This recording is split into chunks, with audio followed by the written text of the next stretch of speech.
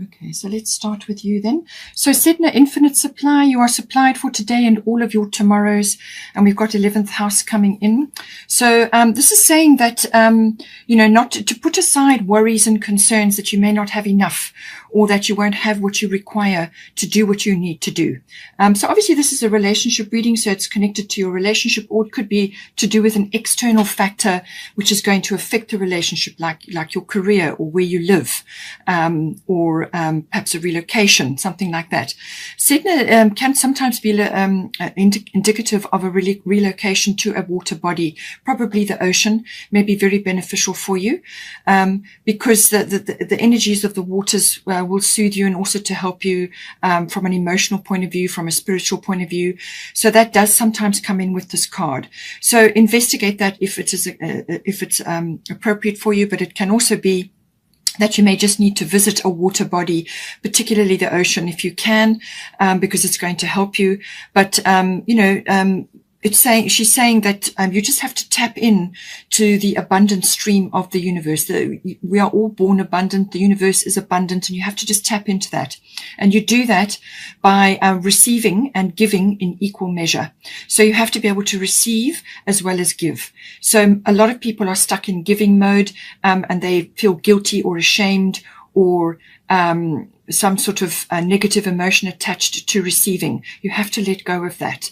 So whatever it may be, whether it's help coming in from friendships or from other people that are close to you, sort of like assistance or guidance or ideas or whatever it may be open to receiving, say thank you, and leave it at that. Be grateful, count your blessings. But it can also be receiving, giving to yourself, and therefore filling up your own cup, and then you have got plenty to go around within your relationship as well. So giving and receiving have to be in equal measure, but it's about letting go of negative emotions around abundance, poverty consciousness, fear of lack, or lack consciousness. Any of those things. Have a victorious mindset, speak things into existence, be positive in your attitude and your words. Your words are hugely important. And then you'll be able to tap in, but you've got to balance giving and receiving. Then the 11th house is saying that you could very well be, it might be that within your relationship, that friendship is going to be a very good basis in order for it to move forward or for it to grow. Okay. So as I said, you could be at the beginning of the relationship, or you could actually be quite far along, but it's saying that somewhere along the line, the friendship factor is important in this relationship. It could also be that you have the support of friends or other people around that are like friends, or they could be acquaintances or other people that are just around in your environment, or that you are connected to, who may be supportive. But it can also be that in some way, shape or form, if you are relocating, or if you are thinking of changing your environment, even for a holiday or for an extended break, or moving, physically moving, then the friendships situation will change. You will be able to make new friends, new communities. Perhaps they're more supportive. Perhaps they're more like-minded to you. Perhaps you're wanting to move to an area which is more appropriate for your interests and for your belief systems and so on. 11th house also deals with ideals. So what is your ideal? What are you working towards? So it could be that, you have some issues around that, or you have some issue within your mind, with regards to your relationship. This is also about dreams, what you're dreaming about for yourself, what you vision for yourself in the future. So as I said, have a positive mindset, positive words, positive thoughts, speak things into existence, and that will go a long way to manifest this, because this can also be about the future, glimpses of the future. You may be getting that at this time. You may be seeing into the future and picking up bits and pieces which are going to be important for you going forward. But it's your hobbies, your interests. And I do feel with Aries, I am, and Pele, divine passion coming in, it could very well be that one or either of you or both of you have a passion or an interest or a hobby, or something that is close to your heart, which you would like to pursue or you would like to do, and you just have not had the opportunity in the past. And it's saying now that you need to push those forward as part of your future. And all of that falls in under the 11th house. We've got here, for your person, we've got Una Leap of Faith, and we've got Mercury Mind. So some truths may be coming out for them or for you within the relationship. Mercury can sometimes speak the truth, but it is also about walking your talk, or in this case, this person may be walking their talk, or they may be sticking to their truth at this time. Discerning things. Discernment is important with Mercury, discerning what is right and what is wrong and which way to go and so on. It could also be that they're thinking very deeply about your situation, about your relationship, or where you're going and your plans for the future and so on. Or they could be overthinking. That can also come in with Mercury. But it's about discernment. There could be a lot of research as well, especially if you are together and you are thinking of relocating or changing something in your environment, moving to a suburb which is closer to water or something like that. Research can come in with this, learning, understanding, exchanging ideas, exchanging information, and that could be with you as well. But again, friendship comes in with this, sort of easy communication, talking back and forth, exchanging ideas, and so on. So this is going to be a good basis for you in your relationship.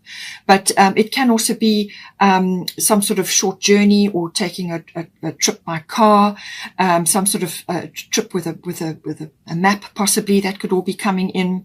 But vehicles, electronics, perhaps you communicate electronically mostly at this point. Perhaps you're not together in the same space at the moment. You can take it as it resonates. But it's all about discernment as well. Also choosing words with care. They may be in that position where they are being very discerning about what they're doing, or they're thinking carefully about something that you're planning here together, and they're doing research and finding information out, and communicating with others about that at this time.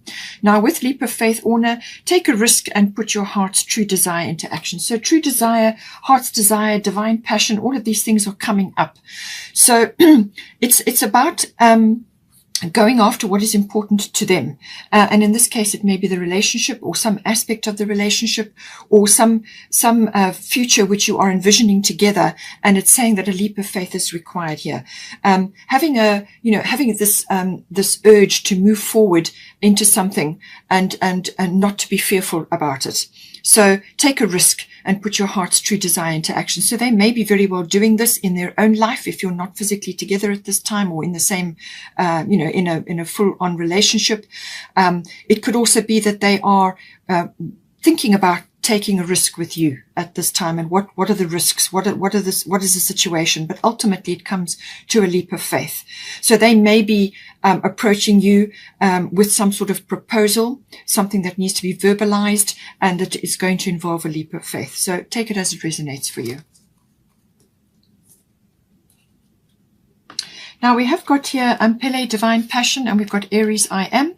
So this is very much about the spark of this fire, this going after what it is that's important. So within the relationship, it could be that you're now forging a path together, or you're going in the same direction within your relationship, something that you're trying to do together, whatever it may be. But it could also be the rising up of passion, the Aries passion, but it's also coming up here, and letting it out, allowing it to come out.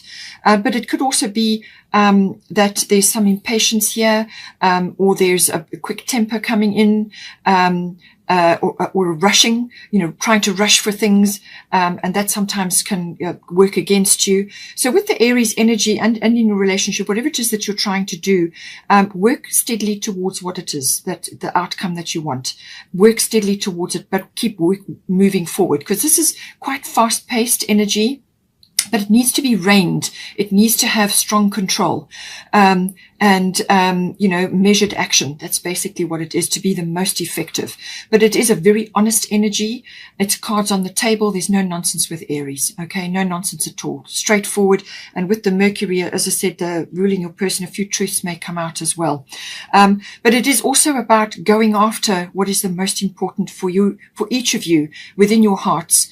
And this could also be, as I said, career related, or where you're going to be living and so on. And divine passion is, be honest with yourself. What is your heart's true desire? So I said with Aries that it's honest. It's an honest energy. It's forthright. It's straightforward. Be honest. Be honest with yourself. What is your heart's true desire? So this could be career related. It could be relationship related, just take it as it resonates. But this is saying that, you know, whatever you have been doing robotically, or ways that you have been communicating or in relationships in the past are not going to work going forward now. You have to release the past. You have to release old ways of doing things, and you have to go after what is really going to motivate you, what is really going to make your heart smile, what is going to get you up in the day, what is really going to light you up inside. So whether that's releasing something you've always wanted to do, or chasing after this person, or chasing after this relationship, or going after a course of action, the two of you, which is really going to be a game changer. Literally a game changer. But honest, straightforward, measured action is the very best way to it's got to be let out. Whatever this is that's been building has to be released.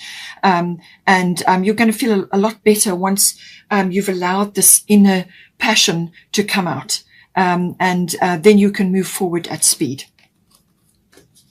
So we have here, conclusions are within reach, full moon eclipse. I did say that this could very well be coming in for you. And this will be at the 26th of May. So something is coming up, a conclusion, a release, or a result, or something coming to a head, something sort of emerging.